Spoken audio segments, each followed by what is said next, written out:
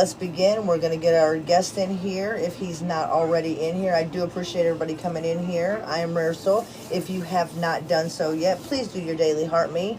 Thank you so much. And there he is. So we're going to bring him up right away and just get it started.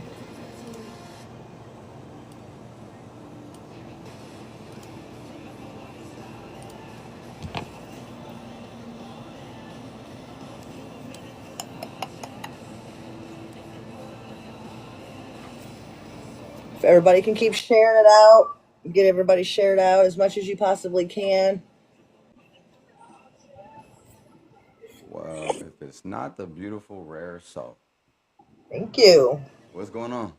Not much. How you doing today? Good. So you know the spew. I'm a Yes, ma'am. darken, I'm a darken the screen before we get started, so I know where I cut out at. I got you. Um, but I just want to say thanks for coming in Absolutely. again, Frostfire, what and I'm up? so sorry that I have deleted your last video. It's all Man, I good. was livid. So when I went back to look at the video, I had like 16 seconds of it, and then all the highlights. Oh, wow. Yeah, It's it all was good. It's better. The second time is going to be even better. okay. Well, now, yeah, because now I know not to delete it. Right? Right. All Hold right. on. Let me Thank finish everybody sharing for it coming out. in. I do appreciate you. Thank you for the daily. Um, all right, here we go.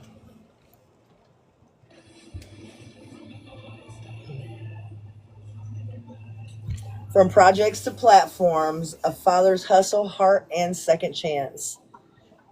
Welcome to the Power of One Voice, where we celebrate survival, healing, and the raw truth in human experience. Uh, um, Take your time. no, it's not you. I got kids trying to talk to me. Like they do that every time. I'm your host, Rare Soul, and today's episode is all about second chances, soul searching, and standing tall in the face of the storms. He was a five-star athlete from the projects of LA, raised in a home full of love and discipline, especially from his father.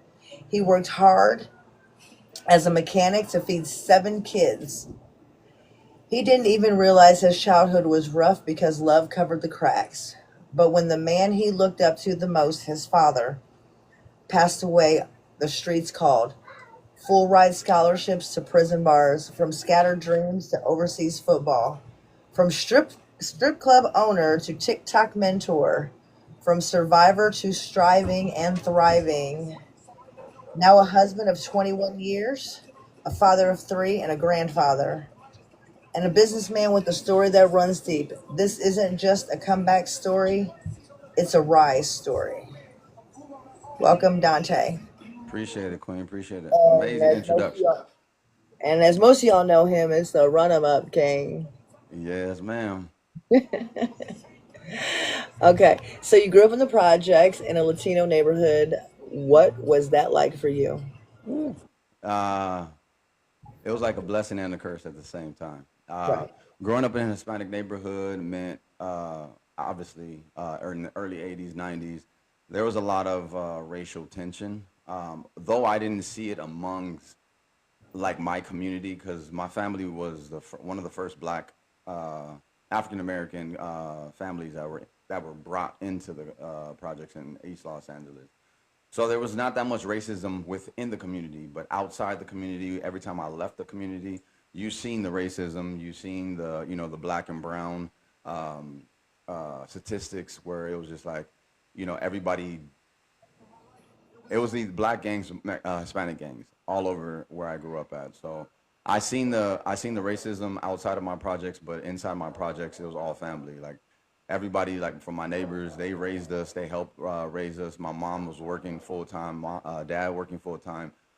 So my neighbors they were like parents away from parents. Like we all looked after each other, and my family still has strong ties within the projects and the community that I grew up in. When did you first realize your childhood wasn't like everybody else's? I learned it early, being that my mom had a strong will for us to get bussed out. So I never went to school around my community. I always got bussed out hours away from first grade. I was at the bus stop at 6 a.m. my whole family, everybody, all my brothers and sisters, cousins, we all took the school bus an hour and a half away to go to school in a predominantly white neighborhood. So being in the projects, getting bussed out to a predominantly white neighborhood, I literally went to school four and a half blocks, 5 blocks away from O.J. Simpson's house.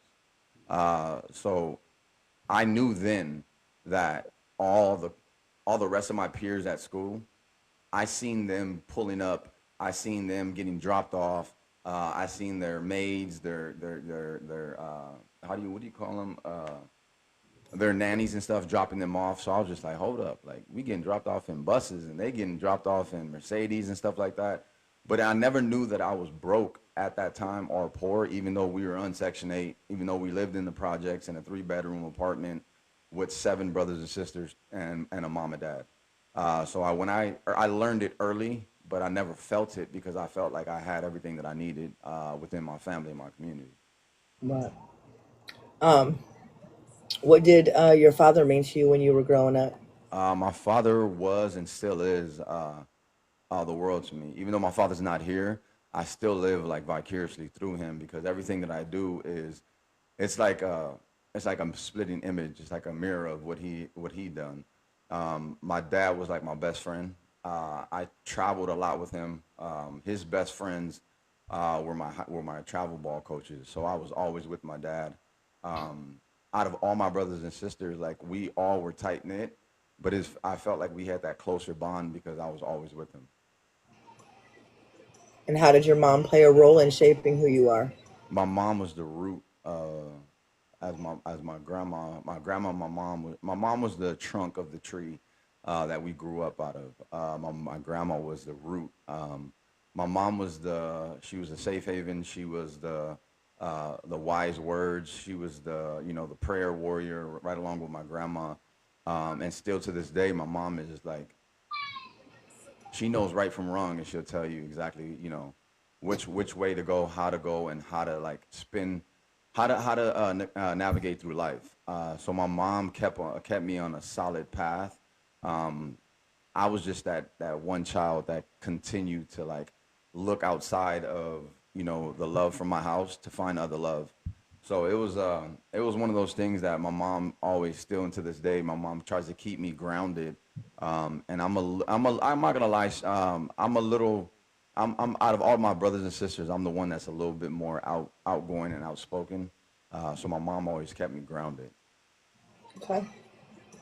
Um, what values were instilled in you early on that really stuck with you?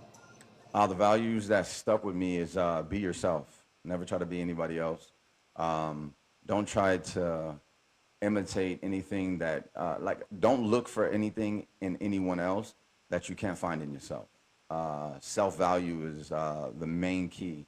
As long as you love yourself, then that's all that matters. As long as you keep your focus and um, like your mindset within God, you'll be all right. Let's talk about loss and love changes. Yes, ma'am. How'd your father's death change you? Mm.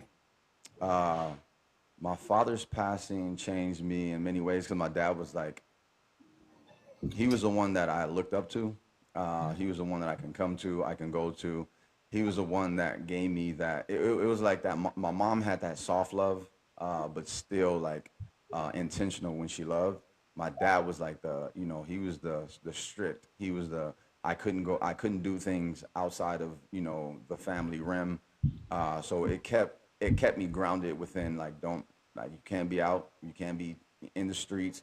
My dad always said you only could be good at two things at one time. If you're gonna be an athlete and a student. You can't be good at the girls, the sports, the streets and all that stuff. So he kept me focused as far as like staying in. What I'm saying, focusing on my career and getting all these letters of intent from college after college. That what kept me focused. But then the minute that I lost him, it was like I had no strict guidance from my mom because my mom was obviously mourning my dad too, and we were mourning at the same time. So it was just like I looked other ways to find that love that I was looking for, and obviously I found it in the streets. Okay. Do you remember what do you remember the most about his passing? Uh, I, the thing that I remember the most was I was the one that got the call from when my dad passed. My mom was at work, everybody was out, and it was back in the day when we only had house phones. There was Right. no, you know what I mean. So the phone Yeah. rang. My older sister called me and was like, Dad's gone. And at the moment, I was just like, ain't no way in hell because I just talked to him. You know what I mean? So the moment that I got that, it's literally like something lit under me that was just like, I'm about to double down and not in a good way. You know what I mean? And I felt it. I felt it from the beginning, like right when I heard that, and then after my dad's funeral, it's really took a left turn to where I was like, nobody can tell me nothing. I'm already, I have a big ego, but in the kindest way. I'm humble, because that's the way I was raised. But then that cockiness, that arrogance in me is what took hold of me when I lost my father. How did the grief lead you to the streets? Nobody could tell me shit. To be honest with you, I have uncles that raised me as far as like playing sports. They're my coaches all through elementary, junior high school, all the way into high school, and they stepped in as the father, but at the same time it was like my dad was the one that was just like he can give you a look and he'd be like and you'd be like, yeah, I can't do that. So when losing my dad, uh, the grief came in when I couldn't come to him no more. I couldn't run to him. I couldn't ask. I couldn't, ask for his guidance. I couldn't talk to him about certain things that I couldn't talk to my mom about. I couldn't relate to my mom in certain things, so I always relate to my dad. And when I started grieving with that, I was just like, I looked for like some of my older homies in the streets that were like mentors but father figures at the same time. I didn't look to my uncles. I looked to somebody that was gonna like agree with what I was doing was right, even though it was wrong. So Wow. I grieved very very quickly, and then I turned into like a demon. To be honest with you, So did anybody try to pull you, like help you pull you back, try to keep you from being out there? Your I mom? got a call. Can you repeat that? I got a call. Sorry. That's okay. Did anyone try to pull you out before things got really worse? You got a call. My screen went black. No, you good. Yeah, my grandma, who is one of she's another factor that played in my life that kept me from from 6 feet under. To be honest with you, um, my grandma, my mom, and my uncles, they all tried to keep me from out of the streets, trying to focus me back into sports, and I took the lead in my own life very very young because I knew. It was one of those things where I knew I was really, really good in sports, and I knew I was really, really good in things. So I was just like, I can always come back to that. But my mom, my dad, my uncles, they all told me like, yo, like you have a talent, like do not waste it. And I would go from home to practice to back into the streets like immediately. So they tried their best, but I was just like my everything turned off when my dad was gone. Like I had no emotions for a long time. Women couldn't get close to me. My parents, anybody like my mom, they couldn't get close to me because I just felt like I knew it all, and I felt like I can I can drive my own train. I can drive my own train, and if it's gonna be into a dark place, then it is what it is. What was the moment you realized that you were like too deep into the streets? When them bars closed, that was the one time that like I felt like I lost everything, but at the same time I was like so hopeful, uh, and I thought my skill set, everything else, the good person that I was before I turned into the streets, I thought that was gonna outweigh me ever being, be behind closed bars and stuff like that, and being in prison, in jail with convicted, you know felons and stuff like that, and spending 23 hours on lockdown, 1 hour out of a cell. Like I knew I was way too far in. Um, I knew I was way too far then, and I just didn't. I didn't pay attention to it. I didn't pay attention to none of the signals, none of the signs, and until it was too late. That was just the honest truth. It was just way too late, and my mom was like, "Hey, now we got to pray. Now you got to pray your way out of this." You think prayer helped you? Prayer was the only thing that helped me. I'm very, very big. Um, it's not so much religion. I'm very, very spiritual. My grandma was um, one of the strongest angels, one of the strongest angels in my life. My grandma came to visit me every weekend, uh, whether it was taking the bus for 2 hours to come see me, to pray with me. And mind you, she took a 2 hour bus ride up there and to visit me for 15 minutes. And then she'll jump right back on the bus and come home. So yeah, prayer played a big part. I dug back into the Bible uh, when I was incarcerated. I know it sounds so cliche, like everybody turns to God when they're in trouble, but I never went away from God. I always prayed. I always stayed prayed up. I always had my beliefs, and God was always a big part. I just always felt like at the moment when my dad passed away, I was just like, yo, like God, like yo, like what's up, big homie? Like why this time? Like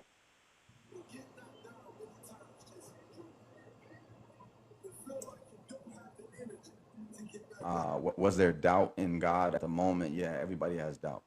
Everybody goes to that point, their point in their life where they're just like, damn, well, why is God doing this to me? And when I went through that moment, God literally said that, my mom said, God's gonna sit you down, and He's gonna make you realize that the way you're going ain't the way you're supposed to be. So yeah, I dug back into my Bible, prayed, still stay prayed up, and I'm highly focused on, you know, doing right by all, so God can continue to do right by me and bless me. Um, so you said something about when them bars closed. As a five-star athlete, what made you choose Arizona State? That was easy. My older brother, he's actually, I think he's actually here. Mike, he might be here. My older brother, stud athlete, another 5-star athlete. He was a senior when I was a sophomore, so he left. Like I couldn't even count on him when my father passed because he was already at Arizona State. So when I got all these letters of intent. I got all these letters of intent from from Washington, Arizona State, Arizona, UCLA, USC, every school that Michigan, every school that was possible, Big Ten, Pac-12. I was getting all these letters, and I already knew where my mindset was at. Like I knew I was gonna go play with my brother. I played with my brother all my life, so I chose Arizona State like from the beginning.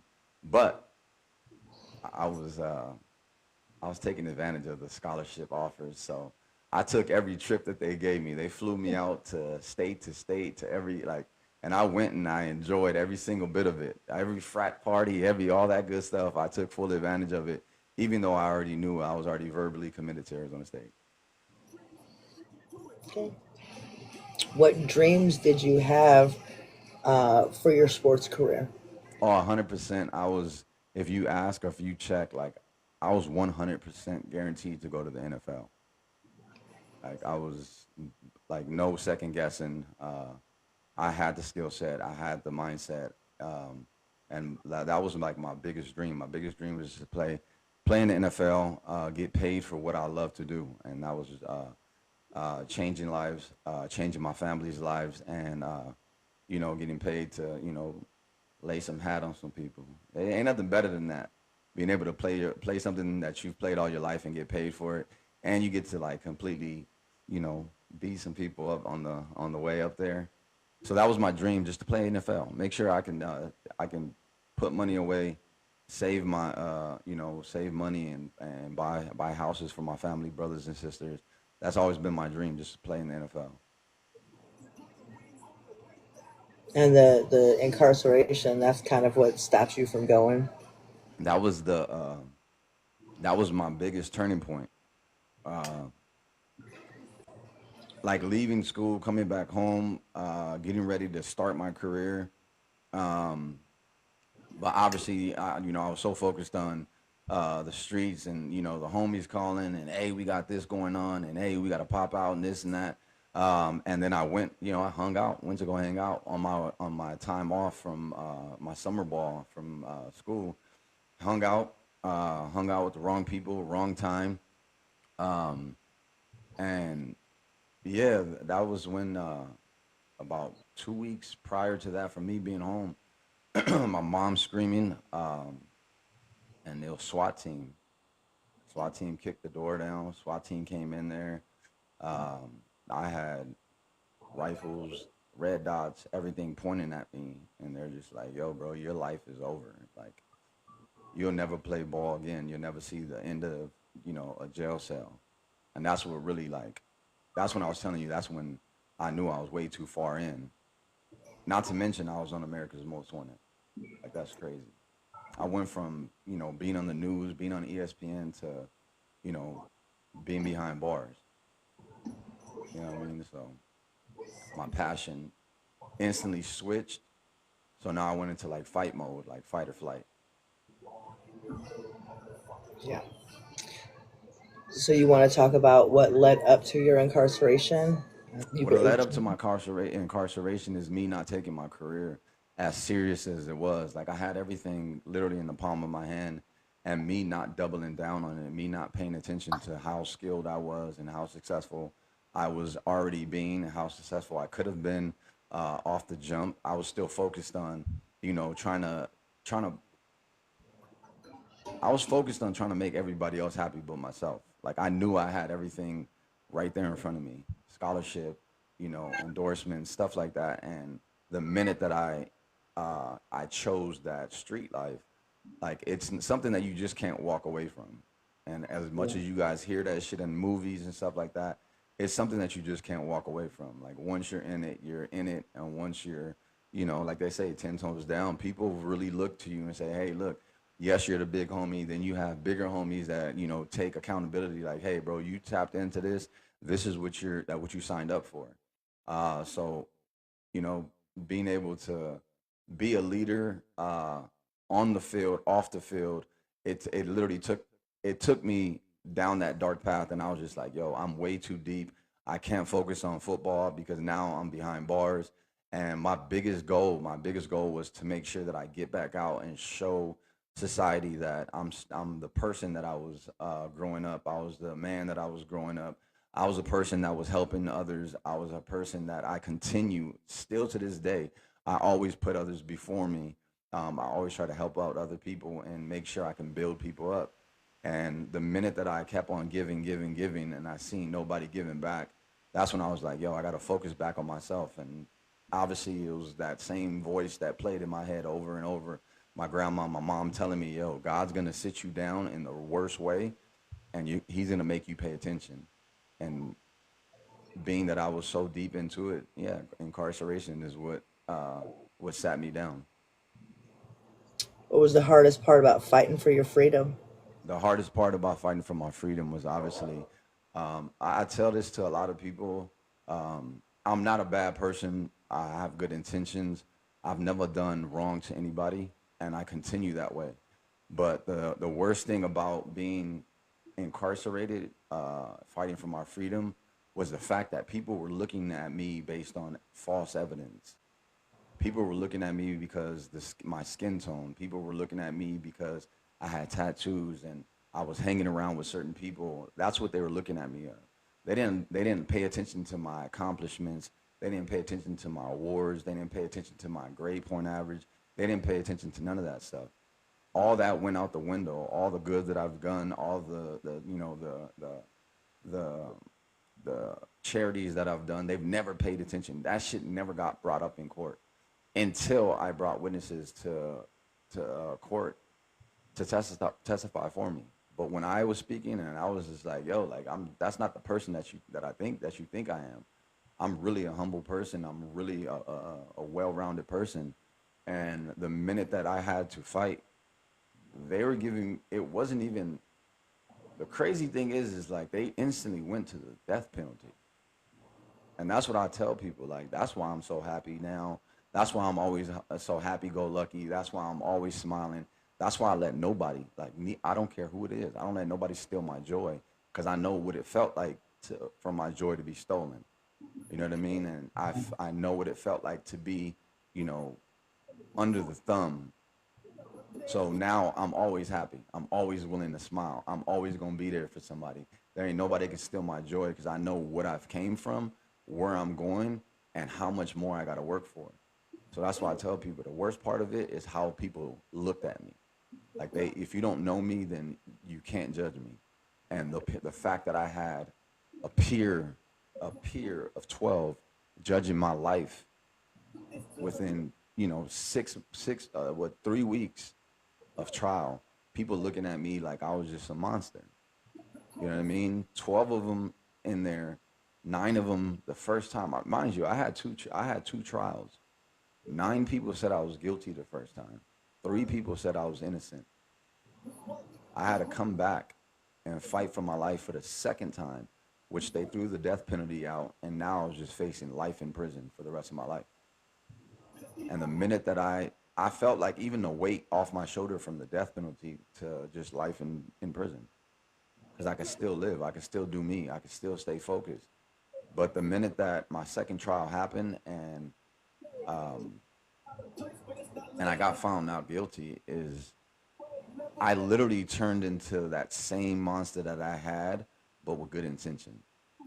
Like everything was up from there. Like I put Switched from one way to the other. my mindset like switched drastically, and I told myself, I'm gonna prove to myself, no one else. I'm gonna prove to myself that that person that everybody pointed fingers at, I'm gonna change I'm gonna change everybody's mind, and I did. I was so blessed um, to get released that I got a scholarship 4 months after I was released. After spending 3 years away from 3 years incarcerated, I got a scholarship. Uh, a school took a chance on me, and I signed up. And I told them, I'm gonna give you everything I got just for taking this second chance on me. And I still to this day, I speak to the judge that was trying to throw me away for the rest of my life. The first day I ever got my letter of intent and I signed to Minnesota State, I took that letter back and I went to the courthouse, the same court that I sat in, and I gave it to the judge because she said that I was going to be back in here.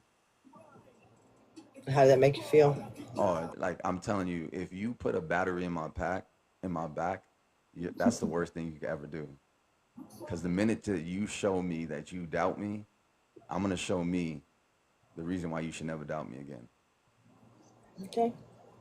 Um, how did being locked up for so long affect your relationship with your first child? My oldest daughter, who is my world, um, I didn't want her to ever visit me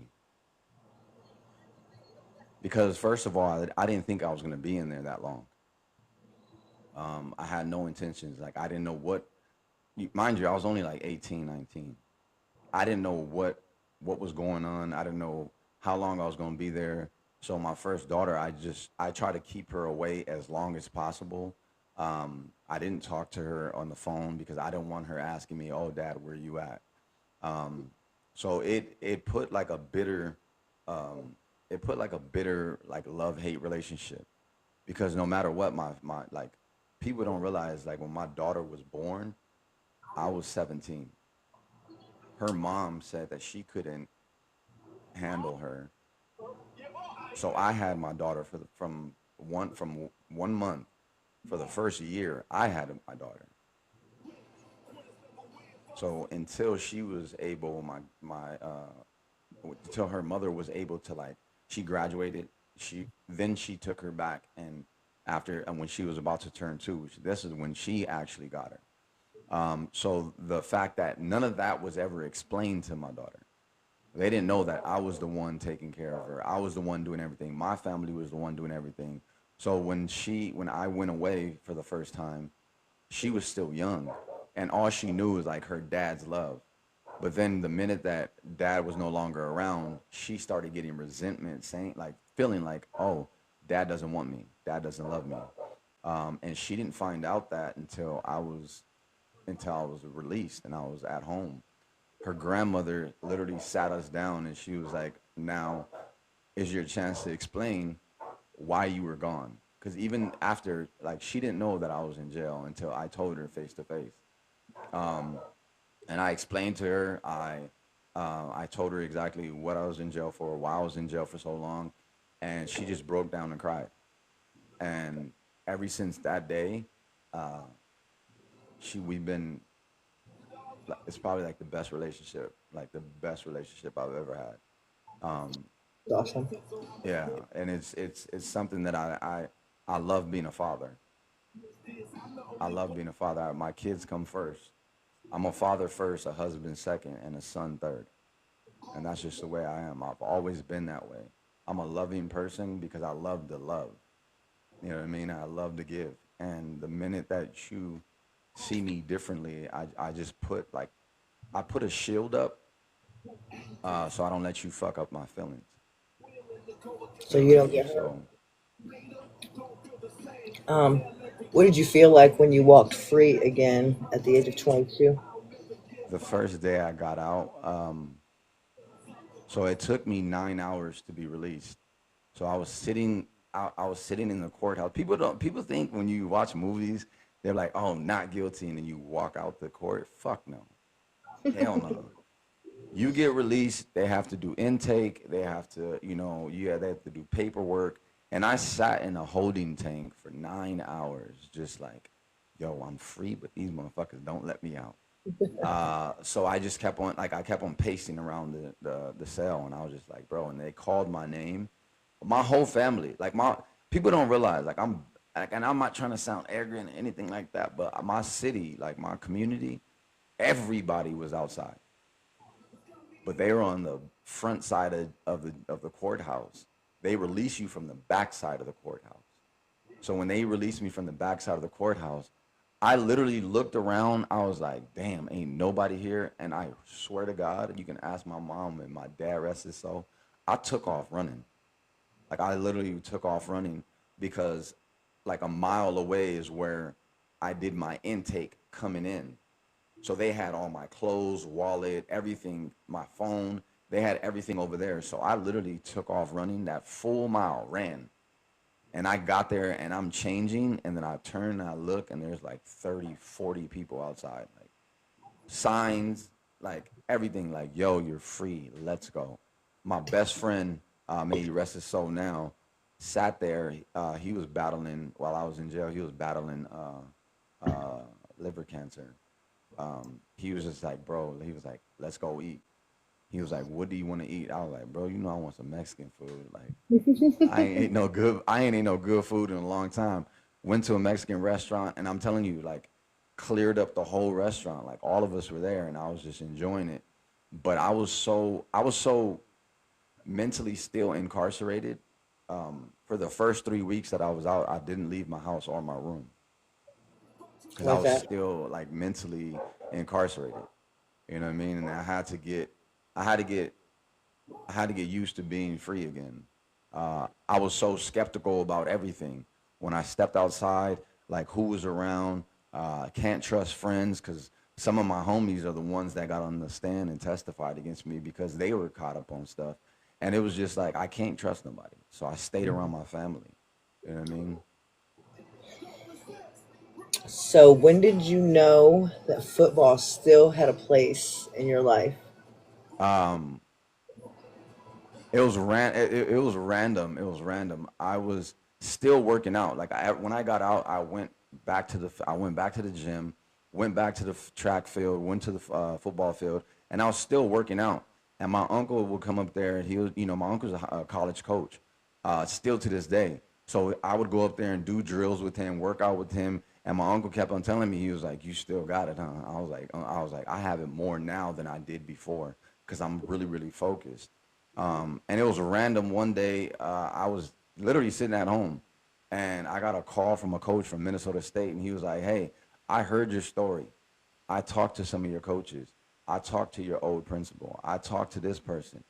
Bro, do you want a second chance? And if you have a second chance, are you going to make me look bad? Because the minute that you come up here, everybody that I speak to, alumni, everybody, I have to tell them your story and the reason why we're offering you a scholarship. So I was just like, absolutely. Like he flew down the next day, and I signed my letter of intent. It was 4 months out of jail. Signed my letter of intent, and then I had to go have that talk with my daughter because I was leaving again. But this time I told her, people don't realize my games were on Saturdays. I flew home Sunday, and this is every week. I flew home Sunday, spend time with my daughter, and flew back Monday morning, my whole college career, Mm. because I didn't want to be away from my daughter, and I didn't want her to feel that way anymore. So I took that, and they gave me that second chance, and I just put my head down, and I went back into grind mode. Like, yo, I'm about to grind. And my coaches were like, hey, when we practice, we practice. When we play, we play. I said, no, I play like I practice. So if you don't like it, tell the person that's across from me, he better sit down. Because I was just like I was on edge. Like I had to get back to where I was. So you played overseas. How was that? I was like, this is where the story starts to get good. So did you get? So you said you flew home every weekend. Did you? Were you still doing that overseas as well? Overseas, I couldn't fly back as much because we traveled. At home, it was like, I mean, in college, it was just like, yo, we were flying state to state. Like if we had to fly from Minnesota to Nebraska or to Wisconsin, stuff like we flew, within. But like when you play overseas, it's like, yo, like we're in Canada, we got to fly to Germany because we're playing against Germany. So it wasn't like I could fly back as much, but I flew back as much as possible. Um, and that's the one thing that kept our relationship the way it is now. That's the reason why I spend so much time with my daughter now. Like, yeah, we have daddy daughter dates and we have hangouts, and I'm a big girl dad. You know what I mean? I was blessed with three girls and a granddaughter, so I love it. Like, I love being a father. Um, but that was one thing that I had to I had to keep in like tight knit was my relationship with my kids, because I didn't want my daughter. I didn't want her to feel like neglected again. Yeah.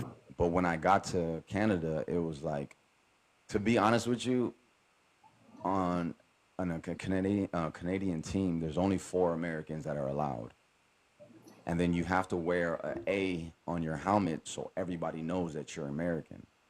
What's going on, Queen? Uh, and then you get paid more than the average Canadian player where we were at, uh, because you're considered, a big deal. There's a lot of NFL players that either get cut from the NFL or they tell them, hey, go work on this. They go to the CFL and they get paid more than the Canadians. They get paid more than the Germans that play on the team. So, like when I was out there, first of all, my living was free. I was going on truck driver. My living was free, so I had a house to myself. It was me and a roommate, but we had a 3 bedroom house. I didn't pay rent. My groceries got paid for. I got a check once a month just for groceries, just to spend on top of what I was getting paid yearly for playing football. Right. So, and to be honest with you, Canadians love Americans, and I felt like I was like Kobe Bryant when I was out there. For real. If you black and you live and you from America, they love you. I swear. I swear they love you. They love you. Same thing when I was in Germany. They love you. Hi. And I love it. I loved it. So what about your neck injury? And Oh man. how did that moment reshape your path? Um, I was literally on a up, like I was on such a, like, yeah, I have everything lined up. I'm doing good. Graduated from college with with my business degree. I'm like I'm on a high. Like I'm on cloud nine. I'm doing good. Been to combines and stuff like that, and I'm just like, yo, like everything's going good. But when you get out there and you're in a different country and it's like the alcohol, the women, them treating you like you're a celebrity, it gets to you. And that's why I say, like, I respect athletes that keep their nose out of the dirt, while they're getting paid so much money. because it's very, very easy as an athlete to get sidetracked. Groupies showing up to your hotels, people just like, signing autographs. My first autograph that I signed, like I was like, oh shit, like they asked for my autograph. They asked to take a picture. So I got that attention, and I started to party a little bit more, and I started to hang out. Um, Always did my job, but I was just like, fuck, like I'm a little bit of a celebrity out here. I go to America and I'm just Dante, but out here playing ball, like I'm a celebrity out here.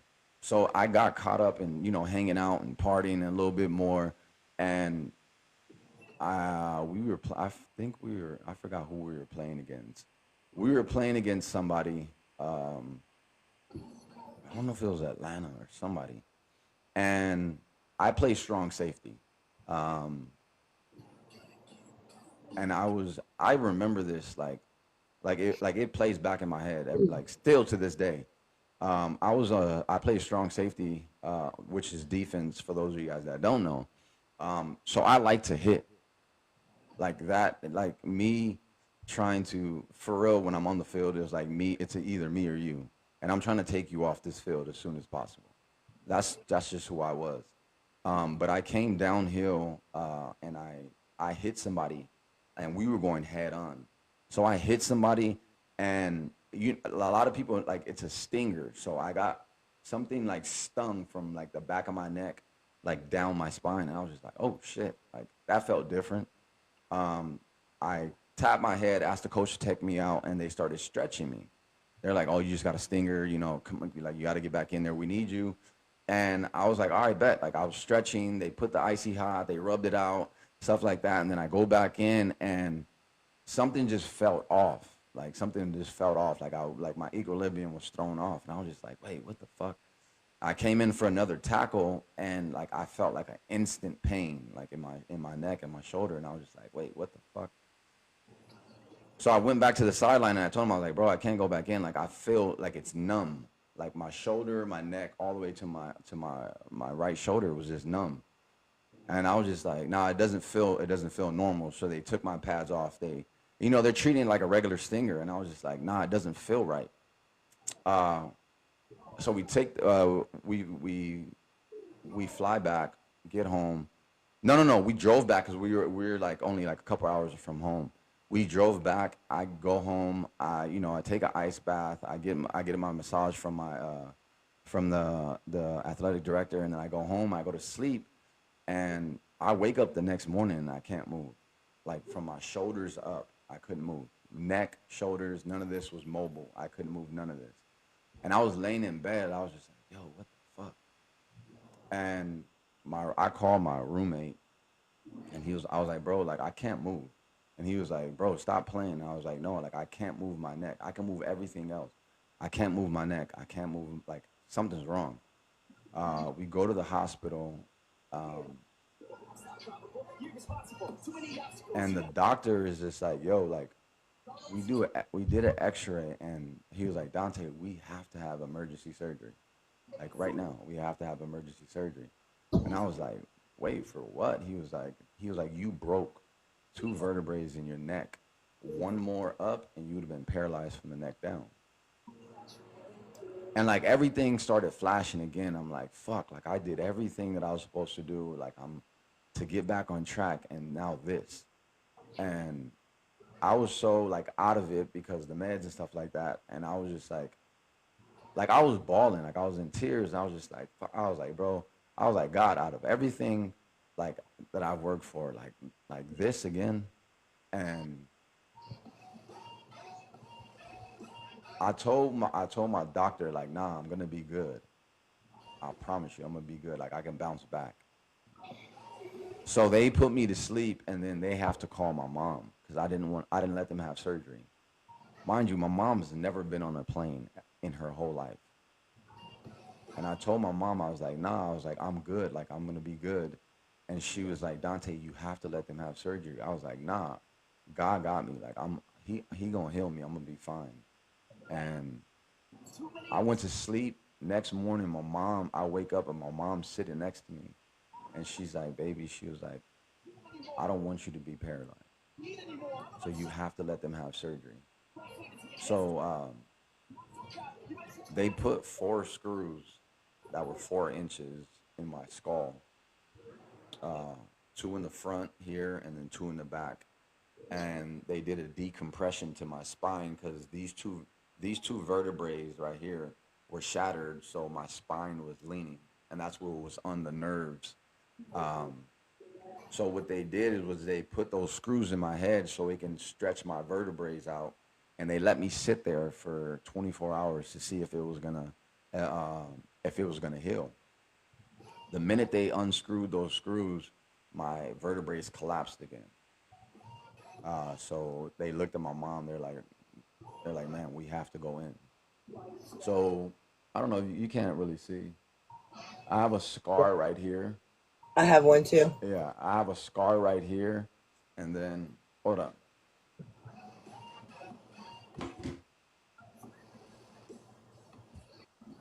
Yep, I have that scar as well. So so what they did was they went in from here. They pushed everything to the side, and then they went in the back and pushed everything to the side, so they can put. It's like a C clamp. So I still have it in there. If I do this, I can feel it. So what they did was they moved everything to the side. They put a C clamp right here attached to my vertebra, my neck, and then they put one in the back.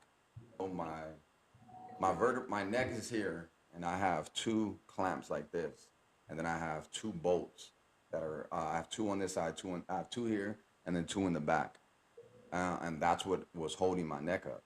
But then they had to go in my hip because the two vertebrae that shattered, they had to go in my hip and chisel 2 pieces of bone out so they can fuse it in my neck. Yeah. So on my right hip, like if I touch it, I have two like divots removed from my hip so they can replace in my neck. Um, and that's when I knew my that's when I knew my NFL career was over because nobody was going to take a risk on me already having such a high risk injury that that they'll give me that contract. Yeah, because if you mess up your neck again, you can only have 5 surgeries on your neck in a lifetime. Yeah, And I have the same exact scars as you do, the same exact ones. Only I have rods in my neck with the titanium with the clamp. titanium. Yeah, I have to. I have titanium the plates. Um, so after all of that, you went back to California. Yeah, And what inspired you to open the? Well, what made you go back to California? California. I had to come back to my daughter. I had no intentions. Like my intentions were make it to the NFL and pick up my daughter. Like my daughter was gonna, she was gonna live with me. She was gonna that was my intentions. Like once I made it big in the NFL, or once I got that signing bonus, that I was gonna move my family to wherever I was. The fact that my career got ended after my neck injury, I just had to go back home because I started to go into like a deep depression, and then I had like anxiety, a lot of anxiety, and I dealt with depression because I knew what it felt like because I had depression like when I was incarcerated, and then when I ended my career, I felt like I had to be around people that actually love me for me and not for just playing ball. You know what I mean? So I came back home, um, and I just wanted to spend time with my family. So when did your reality of fatherhood like start settling in with you? The minute I got back, the minute I got back, people don't realize like when I was in high school, when I met my wife, I met her in high school. I met her my senior year, and I already had a 1 year old. Um, so for like the first like when I was in, the reason why my wife means so much to me is because when I had no life in me, when I had zero life, like nothing, I had no life in me. My wife found me. Uh, Everybody thought I passed away from high school. because I was incarcerated. Uh, I got a letter when I was incarcerated, and it was from my wife, and she was like, "Everybody thought you were gone, and I just found out that you've been incarcerated for 3 years." She says, "No matter what you're going through, I just want to be here." So my wife, who was my girl, well, she she became my girlfriend when I came home, but she came and she like literally like when I say she's like the breath of my life, she is. The reason why I hold my family so tight is because when I needed them, they were there. My wife now, I met her 22 years ago in high school, Wow. and she came to me at my darkest time, and my wife was just like, I just want to be there. Like it doesn't matter if we're just friends or what. And she would take off of work, and she would come visit me, right along with my grandma. And mind you, we weren't together. She would just come visit me, and I told myself, I told myself, um, if I make it out of this, I'm gonna marry her.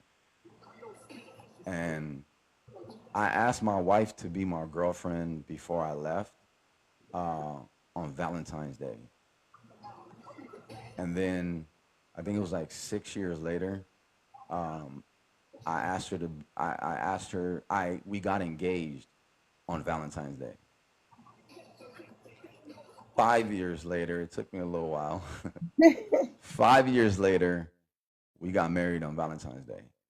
So all of our anniversaries are on Valentine's Day. She became my girlfriend on Valentine's Day. I got engaged on Valentine's Day, and this February 14th is gonna be 7 years that we've been married, and it's all one thing. And I numbers are important to me. Um, So can't say that you can forget that day, right? Or was it that's the that only cheaper reason way why I to did it that way. remember the My dad holidays? always told me, he says, "Hey, pick a date and keep it," and I stuck to that. My mom and dad's anniversaries are the same. So yeah, that was the meaning of it. That's why my wife is my life. That's why my family. I'm very big on family. I'm very big on community because I was raised by a great community, and a lot of people don't realize on how serious I take, like even like the Lions Den. A lot of people just think it's an emoji. Like people don't realize like that. I created that as a bond, as a family, as a community because that's what I feel like is the best option. A community together is the best thing. It raises the best awareness. It brings the best people around. And yes, there's going to be controversy within the community, but as long as you have the right mindset, the right leadership, and you have that heart of gold, like a community is everything. And that's why I love what I do. That's why I love like being able to be on TikTok. It's crazy. I would have never thought I would be on TikTok doing this. I feel the same way sometimes. So now you're back in California. Yeah. You got your new girlfriend. You got your daughter. Yeah. Now we're going. You decide you're going to open up a gentleman's club. How was So I'm very, very, that? so I'm really good at what I do. You know what I mean? And I went to school for business and marketing. Uh, when I'm telling you I can come up with a concept and anything that I touch turns into gold, I really mean that because I hyper focus on things. And when I hyper focus on things, like it always goes right. So when I came back from after playing ball, like I knew that I can do something in that arena when like I used to have big ass parties for my birthday. And I'm talking about like 300 people. And it's like it's just me. But I would promote it and market it so well that I had celebrities that would come to like when I was out of the country, like I had celebrities that would come to my party because they heard about it from other athletes that played. So when I came back home, um, my uncle who managed a men's nightclub, he was just like, yo, he was like, bro, we got to do something with this nightclub. Like somebody offered me a nightclub, and it was a gentleman's club. He was just like, somebody offered me this deal and I can't turn it down. And I was like, well, what is it? He was like, it's a strip club, and I was just like, right up my alley. Uh, so I went to go look at the strip club, and the owners were like, okay, well, this day, this day, this day is booked out. I said, I want your worst day because I want to turn it into your best day. And he was just like, well, what day do you want? I was like, give me a Monday. He was like, bro, that's the literally shittiest day. And I said, okay, watch this. Well, I turned, it's called Sam's Gentlemen's Club, Sam's Hofbräu in Los Angeles. I created the biggest strip club industry night in California, where I mean Mayweather, uh, Chris Brown, Drake, all of them came to the club, and it was funny because when I initially started, for a fact, I could show you an email. Cardi B was my first ever celebrity stripper to perform at my club Hmm. before before she was even an Cardi B. artist. Yeah. So when I say that, like I use my marketing degree to market the club. I use my skills to be able to speak to other strip club owners to literally borrow girls from other clubs to turn my club into one of the most predominant clubs in California, in LA. And I literally worked 4 days a month. I worked every Monday, and I was probably bringing in like anywhere from like 25 to 30K a month. Good. So, what happened to make you shut it down after that? Then, if it was so successful. To be honest with you, what made me stop doing what I was doing is the fact that I had my second daughter, and my oldest daughter got old enough to start asking questions, and I can't lie to my daughter. I can't expect my daughter to do something that her dad's not doing. So, being that the father that I am, just like my dad, he was like, I got to be a role model. I can't tell you something. I can't tell you not to drink when I'm drinking. I can't tell you not to go to strip clubs or be a stripper if I'm running a strip club. So my oldest daughter started to ask, like, Dad, how do you make so much money, or what is it that you do? Why aren't you ever at work, but only like one day a week? Um, so once she got old enough to understand and what I was doing is when I stopped doing it because I didn't want her, you know, she's 23 now. Can you imagine if I was still doing it and then she came home to me like, Dad, I'm gonna work at this club. The fuck you are. But I can't. I couldn't be a hypocrite. So I just stopped what I did. I gave up the money because the money's never important to me. I can make money anywhere. So that's why I was just like, I'd rather give that up, use the money that I got, and invested it somewhere else. So, how did your wife react to your transformation? My wife loved it. My wife loved it. Even though I was always at home, uh, it was just the nights that I wasn't home. Um, I leave at 7. I'm not coming back home till 7 the next morning. You know what I mean? Like it's counting money, getting paid out, doing all that stuff. So I couldn't. My wife was just like, I need more you. I need more time with you. Like it doesn't matter. You can pay for me to fly here. We can go travel here, but I need more you. So when I stopped doing that and I started venturing off and going into different businesses, um, I was more focused on my family. Okay. And then, so you quit working. You shut it. You shut it down. You stopped doing it. You tell us about your shipping business and what challenges also came with that. So my shipping business was it came about. I started work, to be honest with you, like when I stepped away from the club and stuff like that. I started doing like little odd jobs. I used to do like Instacart and stuff like that. Like I wasn't the person that was like, oh, I'm too big to do that, even though I had all this money. I was trying to figure out like other ways of making money and how I can make it without having to do too much work. Right. So when I used to do Instacart. My cousin used to do like what is that? what's that other one? Uber Eats and stuff like that. So I started paying attention to that. And I was just like, oh, I was like, damn. So every time that I was doing it, I started building my own clientele. So every time that I would deliver something, I would tell them, hey, here, I printed up business cards and I was like, hey, here, if you want to deal directly with me, it's going to be cheaper. Lulu, how you doing?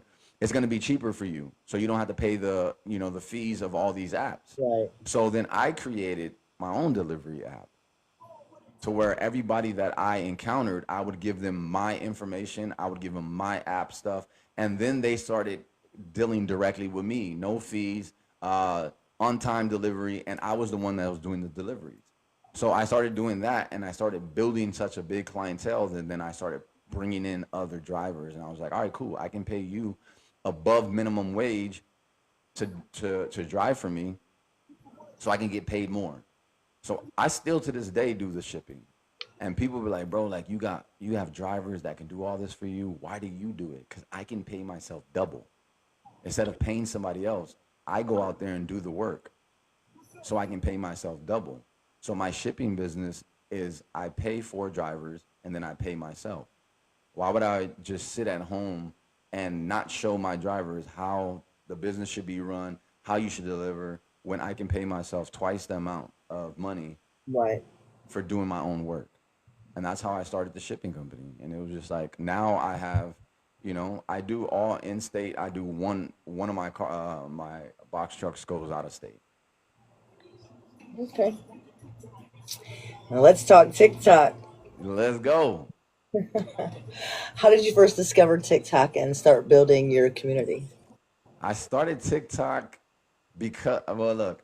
So it's funny. My daughter, like when I've had TikTok for years, never opened the app, never even touched it. Um, my daughters are 10 and 12, so they're TikTok crazy, TikTok savvy. Um, it was like a week before Christmas.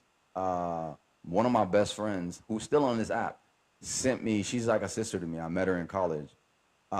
She sent me this purple ticket shit, and she was like, "Click my link because I get paid by anybody that clicks my link." And I was like, "All right." So I opened the link. It says that I have an account that I don't even remember. And then I clicked her link and whatever, and then she sends it to me the next day, and I was just like, "Yo, like, how many times are you gonna do this?" She was like, "You can every day you can click the link, and I get paid for it." So like the second day, I was just like, "Okay, well, let me look at what this purple ticket shit is," because mind you, it's a week before Christmas. I'm like, I can get some free money. You know what I mean? So I looked into the app. I had like 125 or 175 followers. I looked into the app. I couldn't go live at the time, and I was just like, they're just like, yo, I can push these purple tickets. So I pushed the purple tickets for a week. On the 24th, when the day before Christmas, I'm not gonna lie, my whole Christmas was paid for from TikTok, from purple tickets every day. Because that's back then it was like you can have unlimited clicks on your Yeah. profile, and I literally made $420 in that week Damn. from just purple tickets, sending it to everybody. And then I was just like, oh shit, people really making money on here. So then I started going on TikTok and I started looking around. And then I was just like, my friend told me, she was like, if you go live, people will literally send you gifts and you can make money from that. And I was just like, yeah, right. So I checked out TikTok. I was looking at TikTok for like 2 weeks. I was going into every live host, and I was like, that's when I was telling people. I tell people this in my live now. I invested $5 the first time I ever got on TikTok, and like for the 2 weeks, that $500. I mean, that $5 lasted me that 2 weeks because I would go into every live host room. I would heart them, and I would comment in their chat. I would heart them. I would comment in their chat. And every day that I did that, my account started building. And then when I got to like 300, I was able to go live. I was just like, that was 2 weeks in. I was like, oh shit. I told my daughters, I was like, yo, I'm gonna go live. I'm gonna turn up. My daughter was like, Dad, you're too old. Yeah, right. And so what I did, this is honest to God truth. And please, please, please pay attention to this. My daughter told me, she was like, Dad, you're not gonna be. So I went. And I know you remember. I used to do my lives from my van Mm-hmm. because I didn't want my kids to see me going live. Because for one, I was embarrassed and I didn't know what the fuck I was doing. For two, I wanted to build my account so much to when I did show them, because I blocked my kids. The first 2 weeks, I blocked them so they don't see how what my account was doing. So when I got to 1,000, I came in there and I showed them. I was like, I told you, Dad's gonna go up on this app, and they still didn't believe me. So then when I started, that was a month in, and I was just like, yo, like I'm making a little bit of money, I'm getting a little traction, and I told myself, I was like, yo, I think I could really do this. My first live, I said I was gonna go on for 30 minutes. Shout out to Dallas. Shout out to Ronnie. Shout out to Alexandra. And shout out to who else is it? Give me 1 second. It was Ronnie, Dallas, Alexandra, and there was one more person that's on this. Maria. Those are the first four people, and I remember them because I have a great memory. Those are the first people that ever came into my life, and still to this day we're friends. Dallas was the first person to ever come to my live, and she sat there for 90 minutes. I didn't know what I was doing. I was just talking. What up, DSW? I didn't know what I was doing. I was just talking. And Dallas was like, yo, like, I'm going to lock in with you. Like, I feel like you got something. Dallas was the first, that week, Dallas was the first person that subbed to my live. Still to this day, Dallas comes every day to my live and supports me and engages with me. And she's became like a big sister. So that's when I was just like, all right, I'm gonna double down and I'm really gonna do this. And my first month, my first full month in on this app, I made 1,000,000 diamonds. And a lot of people don't realize what 1,000,000 diamonds equivalents to. It's like if you hit 1,000,000 diamonds, that's $10,000 that TikTok is paying you. How'd that feel? That right there was life changing. Cause I was just like, I was like, damn, I don't have to go to work today. Maybe I could pay the other driver to take my route. And from that day on, fast forward, 6 months down the line, I just cracked 12,000 followers, and I've been on the run for 1,000,000 diamonds a month. So every month. Every month, but last month. So what's the mission behind the run up room? The mission beyond the run up room is to build the most engaging, community, but at the same time is like my mission is to build other people. My mission is to give people give people the platform that they didn't give me when I first got on this app. Because when I first got on this app, I'm gonna tell you right now, there's people that come to my live right now that I used to watch. There's hosts that I used to watch and I used to text. I used to DM after every live. Hey, I appreciate your live. Shout out to you. I appreciate the pin. Never replied. I got people that I said, hey, is there any way we can collaborate? Like, never replied to my DMs. Thank you. And the reason why I'm so like mentally, I'm completely opposite of what they did because I don't want anybody on this app that ever comes to my live to feel like they're less than I am. And that's what those other hosts made me feel. Right. They felt like, oh, I got 10K followers. Like you only got 1,000 followers. But then I was just like, now, full circle, about 20%, about 80% of the hosts that I went to go watch, one are no longer on this app, and two, they come to my lives now to help get built, to help grow. And I still show them the same love that I showed them back then because I'm not going to change for anything. It doesn't matter. I'm not going to change just because I have 12,000 followers. I'm not going to change when I get to 20,000 followers. I'm still going to be the same genuine person that's going to answer every DM. I spend time after my lives answering DMs and thanking people for the follows. Yeah. And that's what made it different. And I literally learned from a bunch of hosts, and I was just like, I'll go to their live. I like this about them, but I don't like this. I like this about them, but I don't like this. So I literally picked and choose certain things that I liked about people, and then I created my own sauce, and that's what became the Run Up King. So we're getting down to the end here. Yes, ma'am. What's your message to young men that are walking that line between the streets and success? The one thing I can tell, and this is the one thing a lot of people don't know, that I do speak at high schools and colleges, junior colleges. On top of everything that I do, I still go back and I speak at high schools. A lot of coaches that I've played for invite me to talk to athletes that at their high schools and at their colleges, and I do still do that. And the one thing that I tell them, and I tell them all the time, never take your skill set for granted because it can be taken away from you at any time. Like you have to be mentally focused to say, they say never have a second plan because your first plan should work. I'm a big disbeliever in that. I focused on my first skill set, but I always had something to fall back on.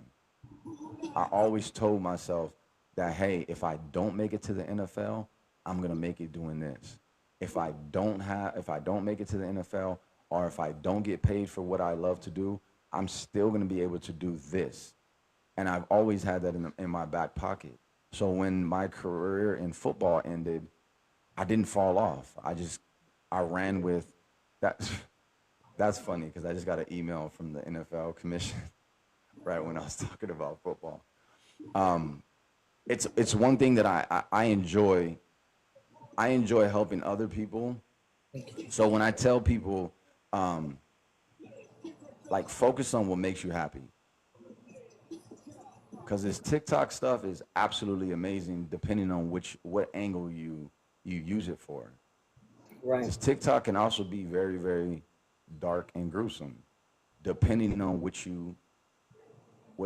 avenue you take. Yeah. And that's why I always tell people the top thing that I always tell anybody and tell, like, even the athletes, focus on the brighter, not the darker. Focus on the good shit because there's going to be a lot of bad shit that's thrown your way. And based on how you can actually, like, you can weave through traffic it's the slower you run the race, the quicker you'll get there. The faster you try to run the race is the faster you'll collide into something that you don't want to end up in. And with same thing with this TikTok. I tell people if you stay far, far, far away from drama, you'll be successful. The minute that you indulge yourself into drama, it can be that one viewer, that 5 viewers that you have in your room, but it can be that one person that comes in and appreciates everything that you're saying, and then you get involved into drama, and they're gonna look at you in that light. Oh, Yeah. they're always in drama, even though it was one spat or one this. Stay clear away from drama. Stay clear away from drama because you don't want people to look at you in that way. And always, always give. Because the more you give, the more you receive. And I say that in my life. It's a biblical thing. I've got blessed so much on this app, and I've got blessed in my life so much because I give. And I give without expecting return. So what would your dad say about you now? If my Or is dad it- was here right now, he would be like, "You're doing great, son. Um, you're doing like, yeah."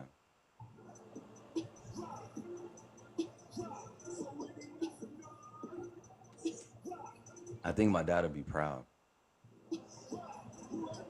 because I've been in a lot of dark places, but I always smiled. You know what I mean? And Yeah. that's one thing that my grandma always told me. Always look to God because that's going to be the direction that you should go. It's good. Yeah. You okay? Yeah, I'm good. I'm good. So with that being said, I appreciate you coming on a Absolutely. second time. This one will get posted. There's power in pain, and even more power in the choices to rise from it. What we heard today wasn't just a man's testimony. It was a blueprint for turning loss into leadership, um, and trauma into transformation. To every father fighting for his place, to every young man in the streets looking for a way, to every daughter watching her daddy become a king, this one's for you. I'm your host, Rare Soul, and this is the power of one voice.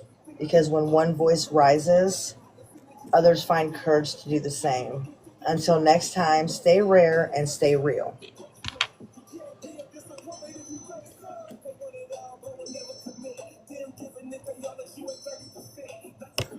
All right. Does anybody have any questions for Dante? And Yeah, thank you. please, I just want to please. say thank you to DHW. Thank you for that. Everybody, if you got any questions, don't be afraid to ask them. I'm not that mean. No, If ever anybody in the chat has a story, you can hit my link tree. It'll take you to all my socials and my YouTube. And this is going to go thank on you, Frost. YouTube as well. Thank you, Frost. Appreciate you, Queen. Appreciate you, DSW. Don't be afraid to ask questions. Like I'm very much an open book. Any questions you have, whether it's about my past, my future, like what, I have a lot of stuff on the way. Rock, what's going on? I got a beautiful queen, one of my first ever hosts. I mean, my first subscribers, flying out here just to say thank you. I'm flying her out here on the 25th, so she can come out to California, hang out with me, and spend some time. Like I like to get to know people on a deeper level than just TikTok. So I give back to my community as much as possible, just like I give back to my community in real life. So don't be afraid. Like I'm an open book. If you have a question, if you want to ask anything, now's the time. Dun, dun, dun. Can we get Rare Soul to 30K taps though? Appreciate that. I know we can. I know we can get her to 30K taps before we get up out of here. Frost said, "What's your What's next your step?" next step? My next step is one.